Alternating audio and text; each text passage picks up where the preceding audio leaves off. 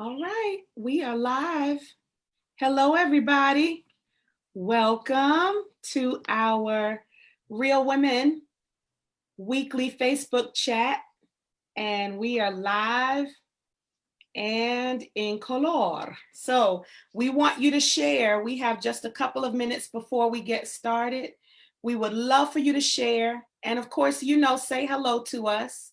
We have an amazing woman with us this time, and I'm looking so forward to this discussion.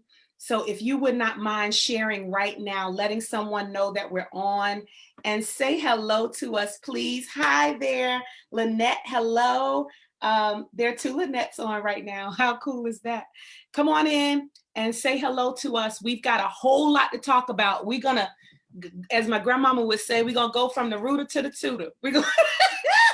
We're going to talk about a lot today. So if you wouldn't mind coming on in, I'm going to share my shared screen in just a moment, but I really wanted the opportunity right now to tell you all to share, to ask you to share, and to tell you that we are in for a real treat tonight. Hey there.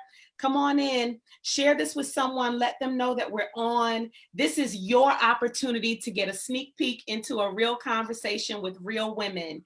And I have about 60 seconds before I'm beholden to start with you all. So I'm hoping that you're sharing with someone right now. I think I could share one more place. Let's see here. And I'm good to go. Yep, I'm good to go. And I still got 30 seconds. Look at me with being on time today. My name is Dr. Trenace Richardson, and I am the founder of Real Women. We create safe spaces for women to do personal development work on themselves. And we do that through sister circles. We host monthly sister circles, and we typically do them in person.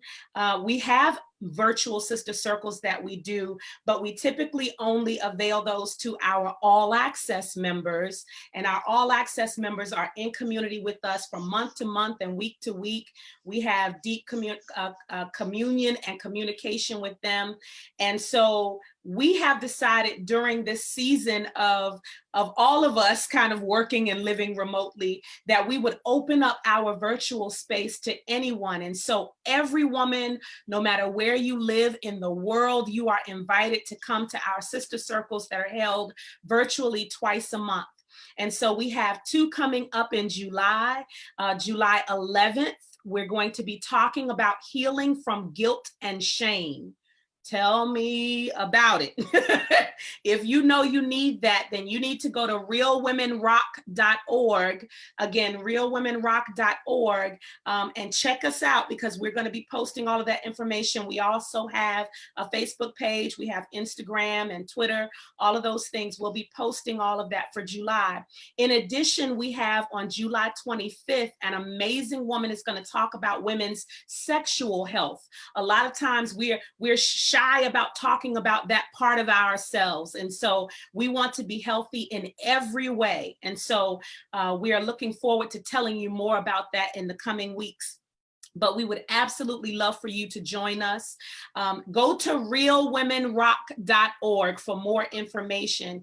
And we ask that you would also consider donating to us. We are a 501c3, and everything that you give to us goes back out to help us serve other women. And so we would absolutely love for you to do that. We have our Cash App as well as our PayPal information in the chat. Okay, I get to invite this amazing woman to our conversation, because we want to have a chat with someone who, let me tell you, I can run down a whole lot of things. She's an associate pastor at a church. She's a preacher. But I think in this season that we're dealing with so much related to the coronavirus, we're dealing with our educational system just kind of being turned on its head because of it. And we're dealing with a lot of racial unrest in our country right now. There's just so much that has happened in 2020. I know you feel feel like, wow, this has been a year of years. And I think it's almost appropriate that it would turn itself on its head in 2020, right? In this kind of new decade. And so we want to talk about it with someone who is an educational leader. She happens to be African American. She's a preacher, and so she has just some insight that she can share with us. I'm looking forward to having this conversation with the Reverend Carrie DL.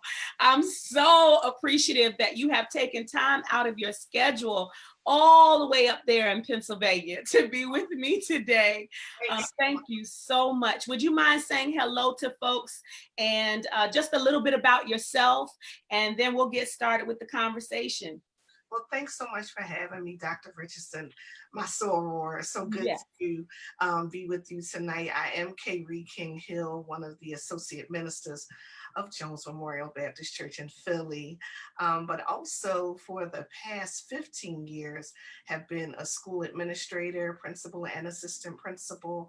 Have kind of worked almost every level of the spectrum leading up to the principalship, including teacher, instructional coach, and the like. And so just a busy person. Yeah, just busy. I know. With some good stuff. Yeah, the fact that I nailed you down, I'm so excited about it. I'm excited to be here. I've had this on my calendar for a little bit, but excited to be able to just talk even in this time.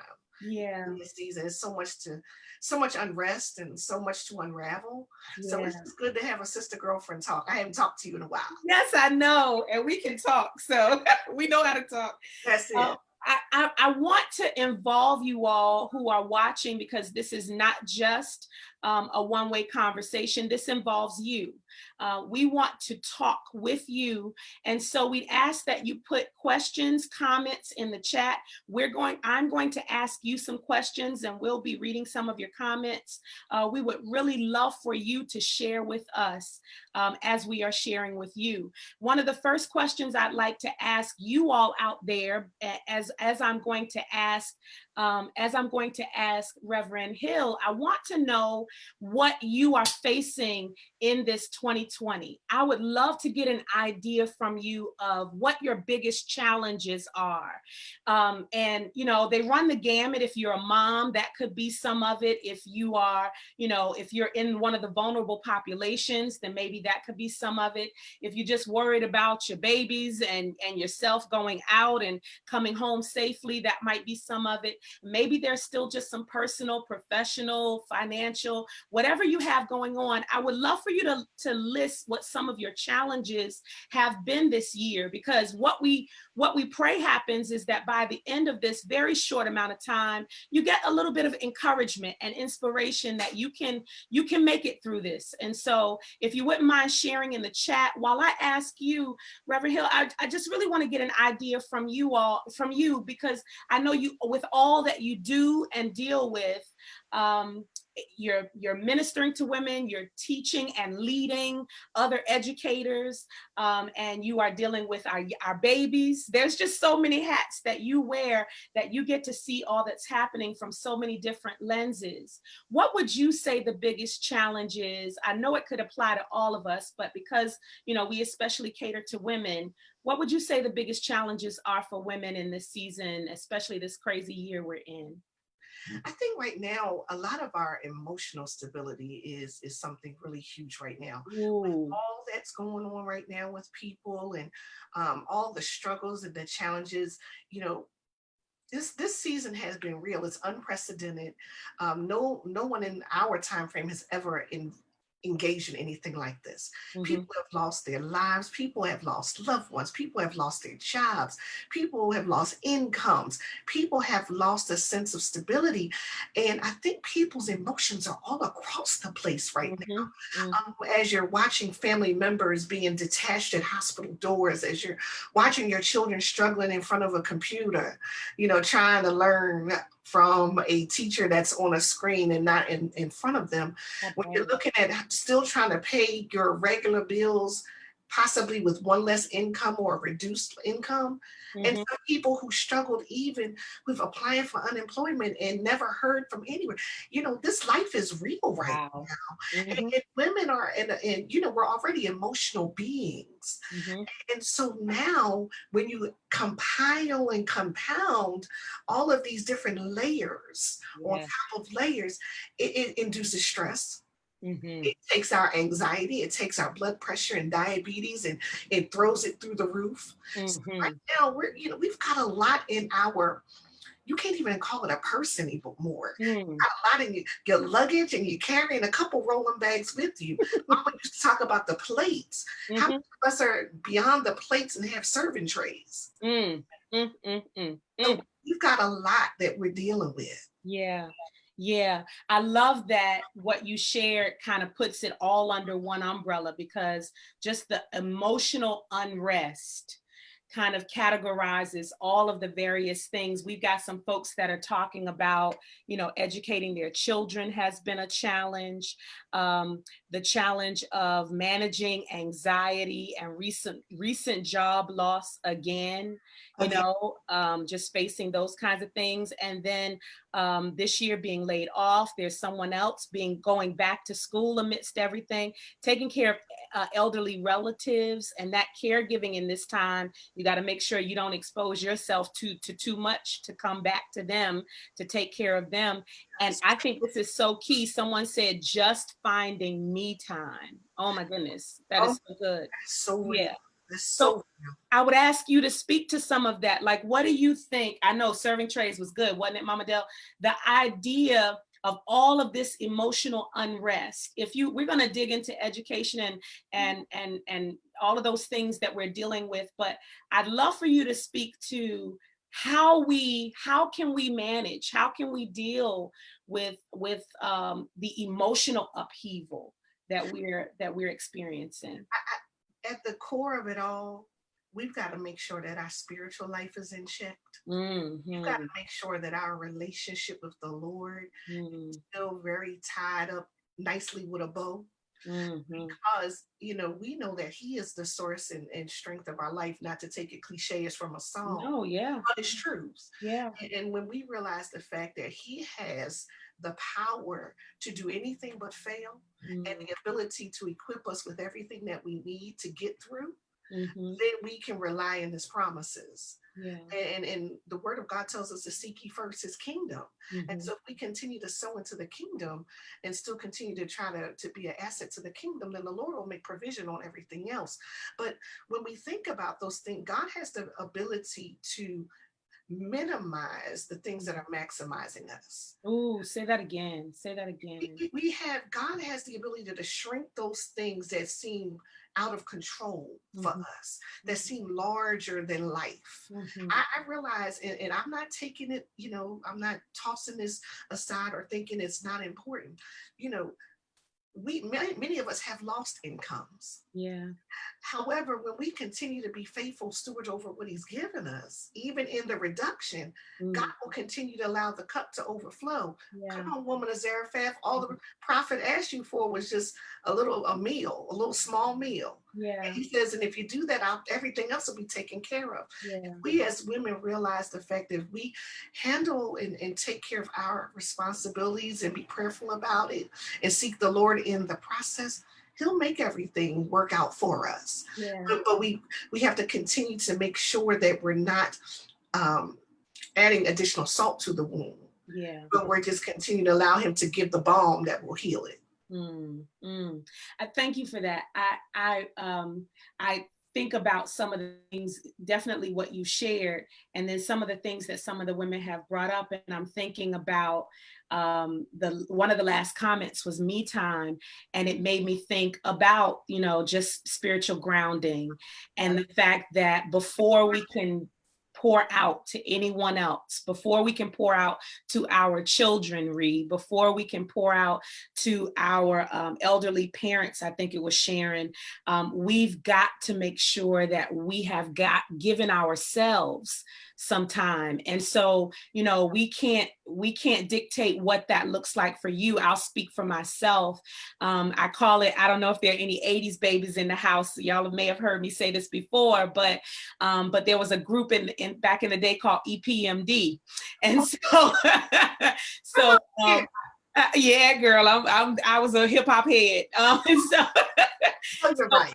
The EPMD for me, even though, it really has nothing to do with the group, it helps me remember that if I haven't done these 4 things in my day is not going to go as well as it could. And for me, that's exercise, prayer, meditation, and devotion. And so exercise, just moving, walking, doing something. I just finished a 21-day boot camp with Girl Trek because I wanted to make sure I was outside moving.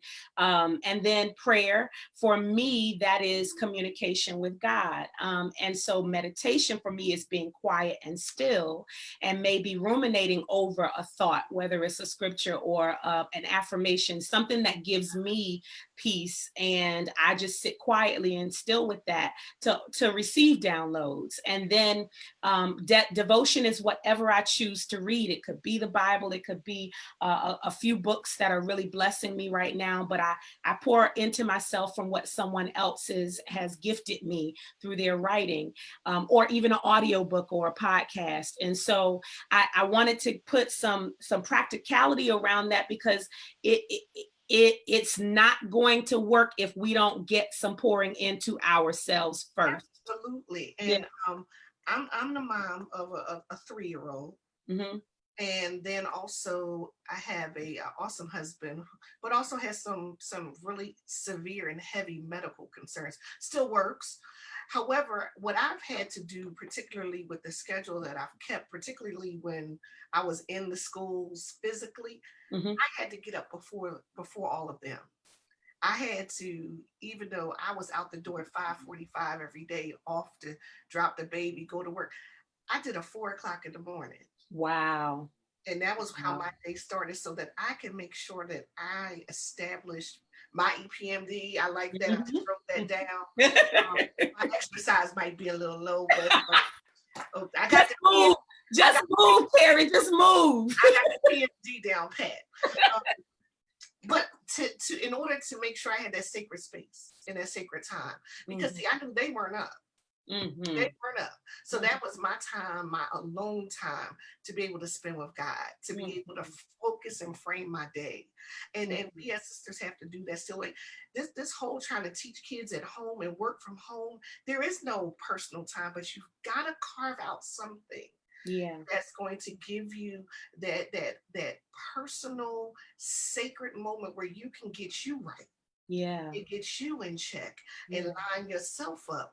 And for you, it may not be EPMD, but it's something to that connected kind of, connection, I should say, that really helps you to find your inner self. Yeah. Funny thing is, even while I've been out, I've seen an upward trend in all of these meditational moments, headspace, and to find ways just to kind of bring you into center, into a corner that you can begin to line and frame yourself up to be the woman that God wants you to be. Yeah, so important. And you mentioned the schools, and someone has already mentioned, a couple of people have mentioned how challenging that is. You laughing. So all of us are laughing. That I was with a couple of my sister girlfriends within the Real Women community this weekend, and she said, I don't know who thought to make me a teacher, but they got the wrong one. Like, kudos to all of the newly initiated teachers. Yeah, certified or not, you have been deemed and knighted an educator. Listen, you finished your first year of teaching. Now, to make a joke, I think you all now see what it looks like for us. Everything that we tell you ain't always a fabrication. You got to see little man at the house all day.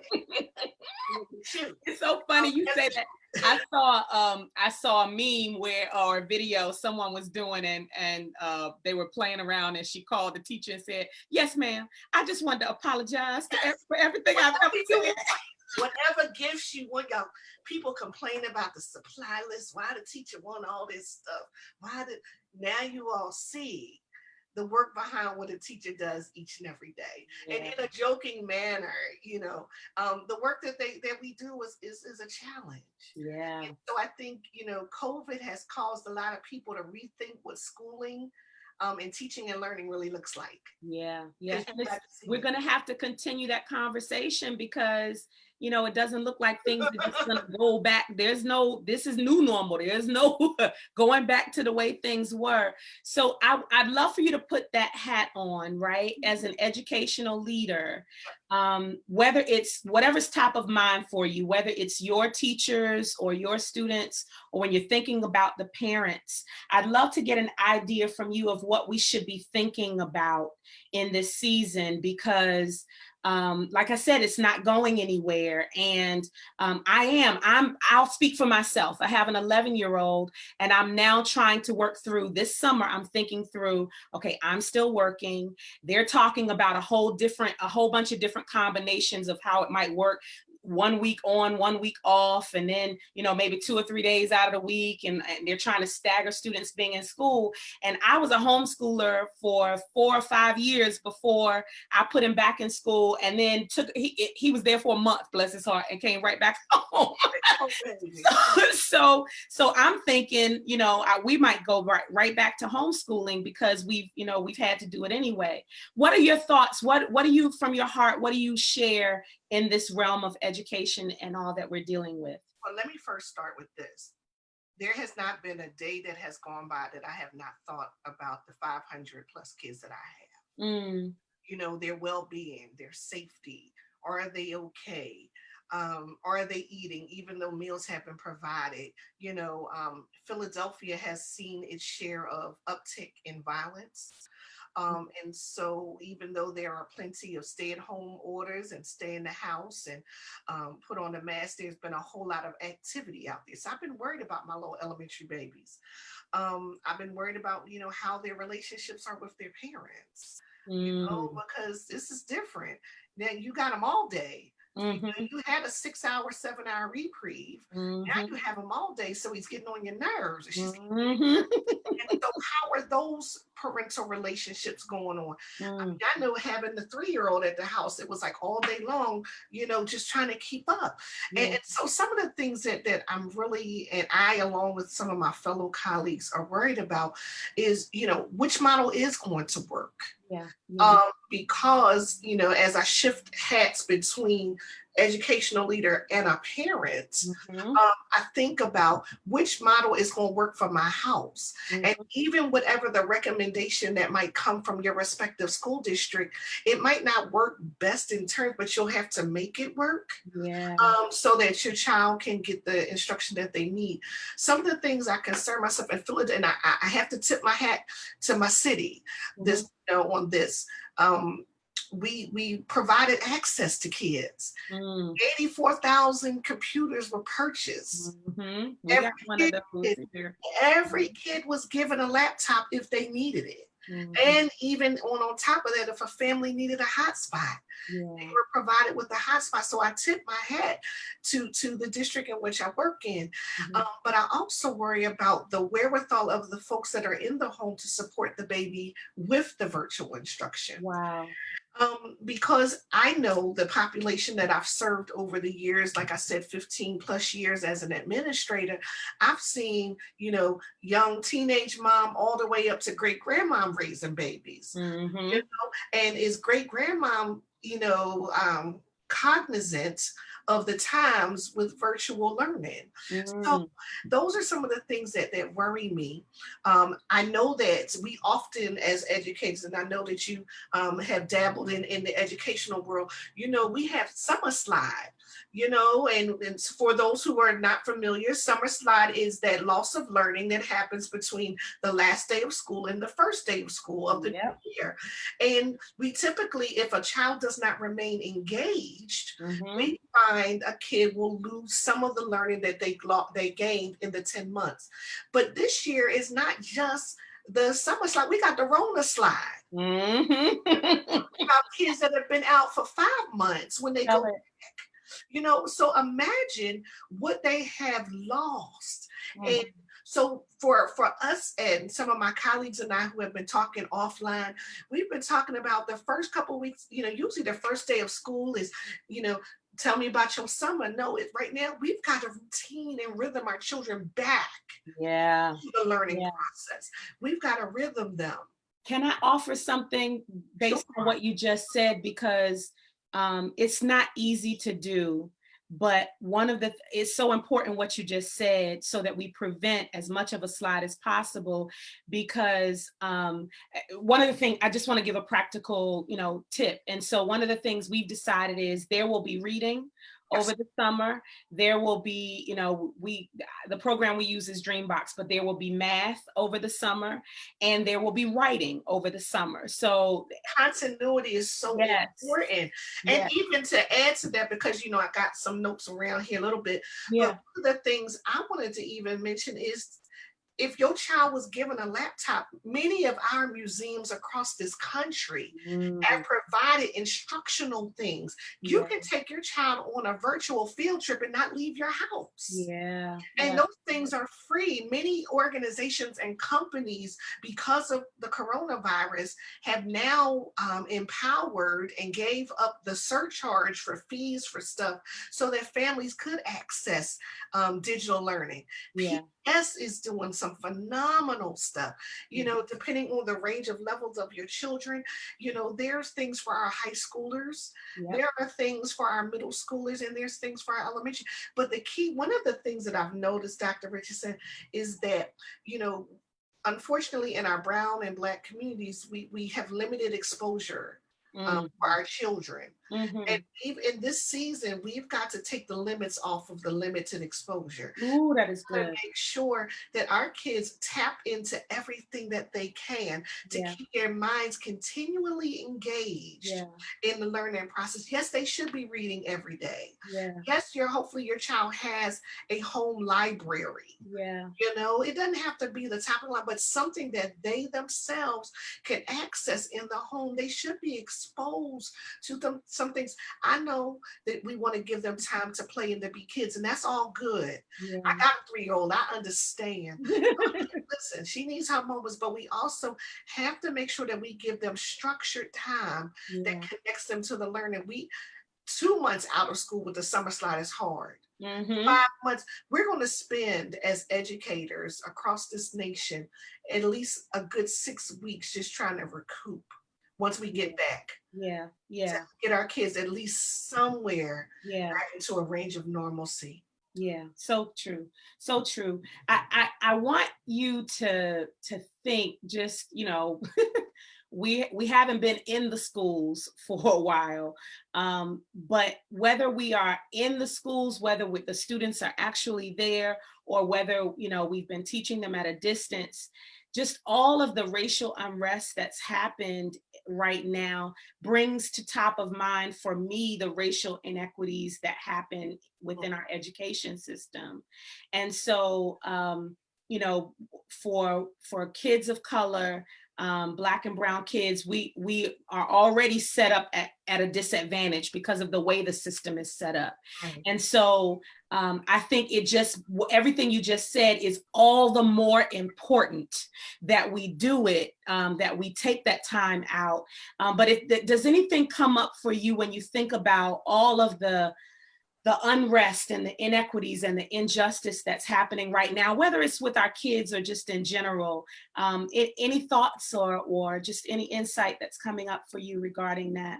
One of the shifts in thinking that I'm trying to challenge my team this year is remembering kids have a voice. Mm, And I think that's so critical in the classroom. See, I'm pushing 50 in a little bit. And I realized that back in the day, a quiet classroom, the thought was it was a productive classroom. hmm. And if your class had the ultimate pin drop control, that was the best class in the building. Right. However, in my years of being a teacher and a school leader, I've realized the fact that sometimes my noisiest classrooms are my best classrooms Mm, because you're hearing student engagement, you're hearing students converse with one another, challenging each other's thinking, stretching from each other's thinking. And sometimes I think my opinion is right until you voice yours and mhm, I get a new understanding and perspective. So I love the fact I've been trying to get my folks to understand that you've got to hear a child. mhm, You mhm, gotta hear them, whether it's connected to academia or whether it's just doing a check-in just to see how they're doing. So when we mhm. bring this back to the home from to the crib, we've got to make sure that parents are listening to their kids right now. You Yeah, know, there's some children that have been facing um, prejudices and discriminations, but they're afraid to tell you wow. because you've already closed the door on them. So you've got to give them an ear, but also let their voice be heard. But Yeah. it's also teaching our kids how to use their voices powerfully Mhm, and effectively. You mhm. know, my thing is, you ain't got to slide expletive in there. You can use your vocabulary Yes. to and use the power of your words to be able to get advocacy for yourself. Yeah. So even at the young age, I mean, my daughter's 3 and she has a little voice already. Y'all pray my strength in the Lord, Pray your strength. pray my strength. But the thing is, we've got to begin to allow them, children, to be able to speak truth to power. Many Yeah, of our kids in Philadelphia, we've heard of a rise of different things that are happening in some of our middle schools and our high schools that seem to speak to unrest and racism, yeah. and we're taking a stand.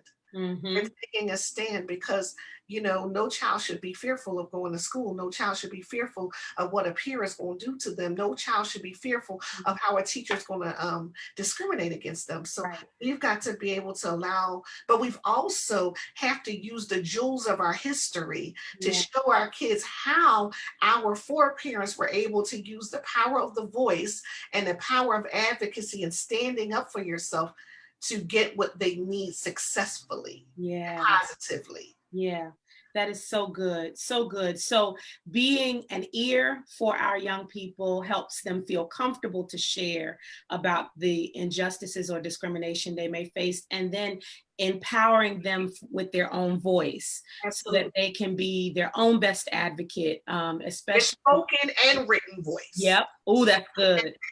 Yeah, that's good. They don't have the ability to speak it out, but if you get or Hmm. Hmm. talk some of those who are artistic. Yeah. Some people need to draw it out. Some people need to sing it out, play it Yeah. out, but allow the authority of their voice to Yeah. command an audience. Yeah, that's so good. So good. I go back to thinking about the emotional unrest that was shared, and I'm asking you all. Some people have talked about in the education circles. I do have one more education question, and then we'll close out with this last thought. But some people have said that the environment has reminded parents that they are their children's first teacher, and then learning is more than just sharing information, and just feeling as though sometimes people get caught up in their own lives and they forget to do the things that they're used to doing or they're supposed to do. And so that schedule and all those things, just pouring into themselves and setting a schedule that would work for their children. All of those things have been mentioned. So thank you all for sharing those. I have one question before I ask this last question that I've already put in the chat to you all. So check out that question in the chat because I want to close out with kind of where we are, just the, as you mentioned, the emotional anxiety and unrest that we've experienced because of all of this and what we do with it. But someone wants to know, what do you think of year-round school? Because I'm it's an advocate. some I'm, other, a, I'm contrary yeah, to many of my colleagues. yeah. Hmm. I'm an advocate of year-round school if it's structured properly. Okay. And if the Lord ever allows, Hmm. Uh-huh. ever allows, I'm gonna speak this thing Yeah, to establish a school framework to do it. I would go for year-round school yeah, because it keeps the continuity of learning consistent. And yeah, the way they tried it as a pilot school at one time in Philadelphia. It didn't last very long yeah, yeah, because you've got to do it in a system frame. if you're doing multiple schools. But it would be like a 8 weeks on, 2 weeks off. So that parents and teachers can decompress. And that equates to the summer break, basically. So it's 8 weeks on, 2 weeks off, but you don't have those slides. And gaps in learning. And can I add it for anyone hearing this, and then for you, because you know you making your way up that ladder. So I received it in the name of Jesus. And so I would just suggest making what is those 8 weeks on in the summertime creative, like real, you know, make them just all year long, make it creative. But the idea is, I think, to really cater to students' giftings and those types of things, and making it really fun and interesting. Because with mine, we look forward to the summer camps in the summer because we get to cater them to exactly to, you know, kind of what his interests are. But if some creative things were offered or done, you know, within the schools that were just extra, whether they were, you know, clubs or whatever, in addition to the regular routine of things, I think that would add so much to it. You would have to program. Program. The institution would definitely have to program to support and to accentuate the learning with those special activities. You know, but then it also helps those parents, because see, I recall a time when my husband, and I see a question that I would like to answer. Please. In the chat. I remember a time when my husband and I, before Jessica, we tried to go away on vacation to Disney World in March. And then we looked at it in terms of how much it would cost in March and how much it would cost in the summer. And the price is astronomically different. And so that, for those who are listening to me one day and will ever be able to fund and fuel my program, you'll see that it gives parents an opportunity to schedule things in off times of the year. That's good. So that you can enjoy the other functions and events of life. That's good. I wanted to, you raised a question regarding, has anyone ever been discriminated against? And I wanted to kind of give a real story, share a story of what's happening. I know we're pressed for time. No, you're good. When my first year as a principal, might have been my second year as a principal, I was appointed, I was young, I was 34, something like that when I became a principal. And first Black, first female of this predominantly Caucasian school in the city. And in the 40-year history, it had never been. And I never forget coming in off of a weekend, and I was met by my school police officer, my counselor, and my building engineer on that Monday morning. And when I walked in, and I'm wondering, like, why is everybody hovering over the door of my office? What's going on? Well, to cut across the field is that on the exterior doors of the school, it was written that I was a nigger. Wow. Several doors in the schoolyard side had been defaced over the course of the weekend. And I remember very, specifically, my immediate reactions. I think everybody was more concerned than I was, not to negate or minimize what had happened, but I realized where my strength came from. And I asked the folks to clear my room, clear my office. Wow.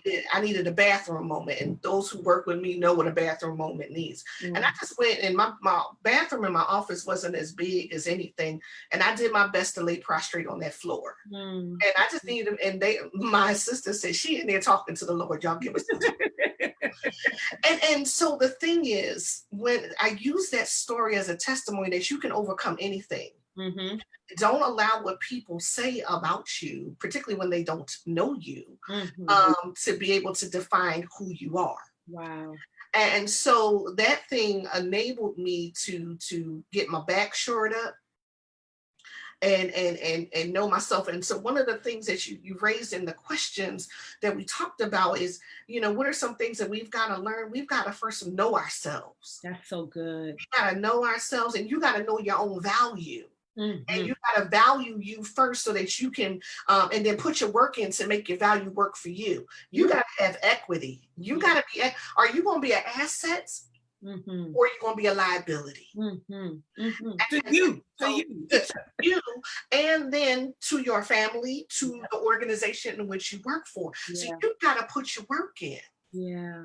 So I say to my sisters that might be watching tonight, you got to put your work in, and whatever you do, you got to be the best you at it. Yeah. That's And, so good. yeah, so you got to know you got to know yourself. Yeah. And even when the discrimination might come, this is a really live time Mm-hmm. of unrest and discrimination and devaluing of people. You got to realize who you are, despite the color of your skin. Yeah. You've got to know who you are and know also, come on, tag it as a preacher, whose you are. Yes. Yeah. Yeah. And knows whose you are so that you can know your value and your net worth to Yeah. your family, yourself, and others. Let me tell you how good that is, because there is no amount of of discrimination, no amount of judgment of others that can speak negatively to me if I know who I am, right? And you still have to be accountable for your words, Yeah. but as for me, I know who I am. And so I thank you for sharing that. And that work, I just want to say that work of knowing who you are, sometimes it is very difficult work to do, and it takes time sitting aside from all of the regular routine of things to be quiet and to be still, and maybe to journal and to pray, and maybe to get a counselor, and maybe to get a counselor. And, That's where that APMD comes in, and that's also recognizing that you can't shoulder everything, and every now and then you need somebody just to hear your voice to help you frame your thinking. mm-hmm, mm-hmm, It's nothing wrong with a therapist. Listen, shout out to Dr. Zanita Heath up here in Philly, mm-hmm, Dr. Tina Scott, and all those other good sister girl counselors who are friends that are of mm-hmm. mine. And if I ever need a voice or a voice of reason, Yeah, that I listen, I put my stamp on those two, and they're women of God as well. yeah. But the thing, there's nothing wrong. But if you don't want to go, listen, there's some elders. Thank God for the mothers of the church. Thank God for some of those seasoned women of God. I'm looking, you already hollered one out, Mama Dale. Hey, Mom, I know you watching. But just folks who give you what you need to hear. Yeah, Maybe what you don't want to hear, but you need to hear. yeah. That will help you grow. Yeah, so good, so good. This we could keep going, because there were other questions. There was other conversation. We just had so much that we could cover with you. So that just means you'll have to come back one day. That's all good. Let me answer this one question, because it's just people are asking, like, what's up with school? Yeah, I please. know people are asking, like, what's Hill, what's the real deal with school? Right.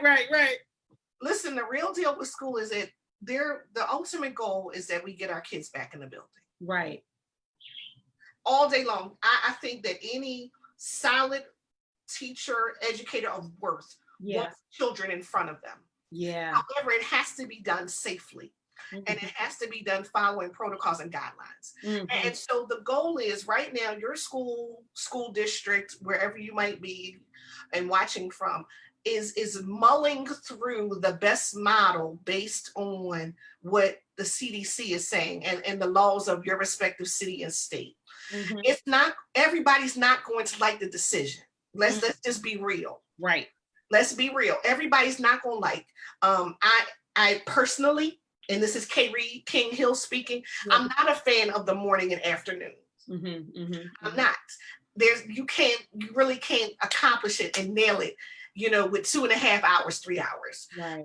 There are some better hybrid models. So I say to all of the parents that might be on the line or well-wishers, we're always going to have in our hip pocket the remote learning, because at any given point, we might have to go back to virtual. Right. So that is a hip card pocket that will remain for every school district that we live and have in this country. However, I at this particular point, if a district has made a decision, God bless them. But please know that these decisions are changing each and every day based on how we acting out there. Yeah. And that's real talk, because as the country is seeing an upsurge in people, in the number of cases, the number of casualties, It's causing states to change decisions, which is filtering down to our school districts. Yeah. So whereas if your school might say today that it's going to open as normal, maybe with half the student population, please know that that might change. Yeah, that's good. Just That's know that good. that might change. Be ready for virtual. So if that means as a parent, please establish a place in your house for your baby to do their work. Somewhere that's privately. I will make you laugh, Soror, is because one of my kids, when I was observing a class in the spring, I'm watching, I'm like, what is he doing? The baby's quiet place was the bathroom. Wow. Took the laptop in the bathroom with him. Wow. Because it was the only place that he could hear because there was so much going on in the house. Yeah. So schooling might be different than it was in the spring because many of our school districts just did enrichment. You know, in the fall, this stuff is going to count. Right. So your loved ones in Philadelphia, this thing about to get real if we go. It's going to count. The grades are going to count. Attendance is going to count. Please, mom, dad, loved one, grandma, whoever you are, do not blow off remote learning. Do not. It may not fit you, but please don't blow it off. Yeah, this is so good. And because not only are you preparing parents and guardians for just the gamut of things that could happen, but I think it's important to note because we have all had to become, if we are of working age, if we have kids, we have had to become virtual experts as much as possible anyway.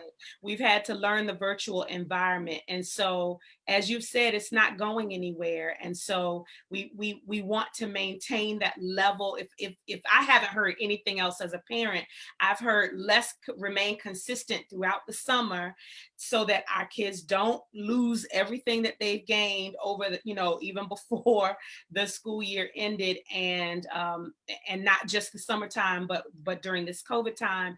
And then to make sure that we are open and flexible regarding what may happen with this year, because it is going to count.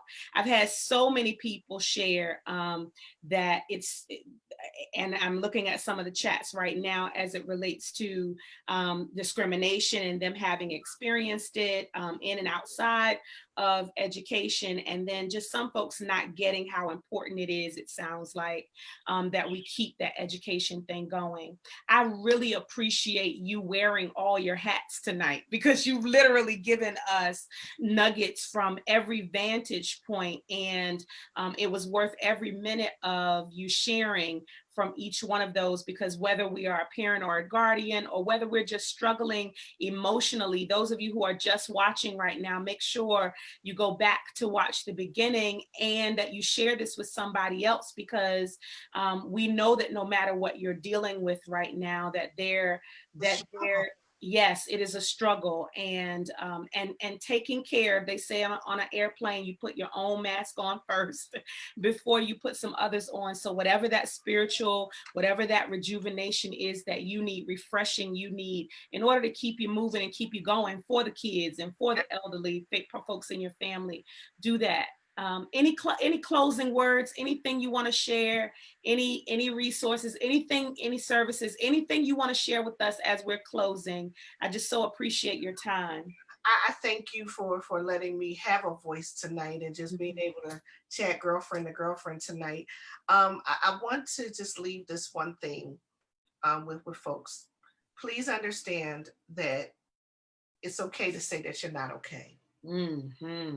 Earlier this spring, before the school let out, I led a couple of Zoom sessions with some high school and college students who struggled through that class of 2020 syndrome.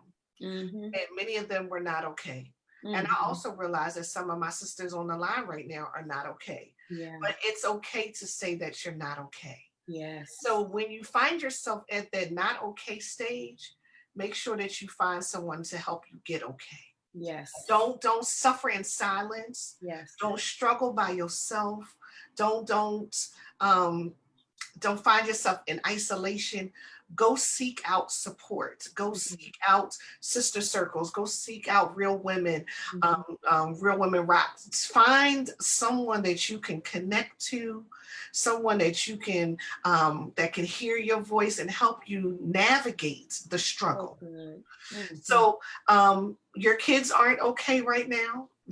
We're praying for the class of 2020, whether it's high school or college. We're praying for you because we know this re-entry back into the next level of your academia journey is going to be a challenge. We're praying for your parents. Parents, I know it's okay. It's okay to say you're not okay that you struggled through Corona. We all struggle through Rona. Yes. The teachers struggled through Rona. The principal struggled through Rona. So, we all struggle through Rona. But guess what? If you don't hustle and grind, you won't see any progress. Yeah, that is So so stay good. on the struggle. Yeah, that is so good.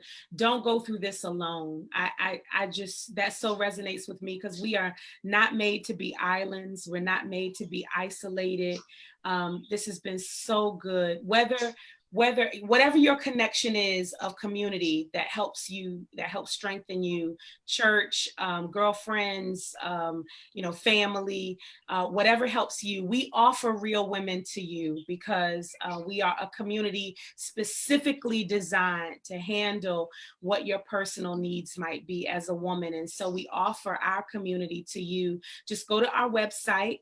We constantly have information that's encouraging for you there. In addition, we're on YouTube, Instagram, Twitter, all of those things. But in addition to that, as I mentioned at the beginning, we host monthly virtual sister circles now. In fact, we do it twice a month, not just once a month. And so our very next one is July 11th. And it starts at 11 a.m. on that Saturday. And this is important. It's healing from guilt and shame. And so there might be some things that have happened, maybe even this year or in your not so distant past or long distant past, whatever you are dealing with right now.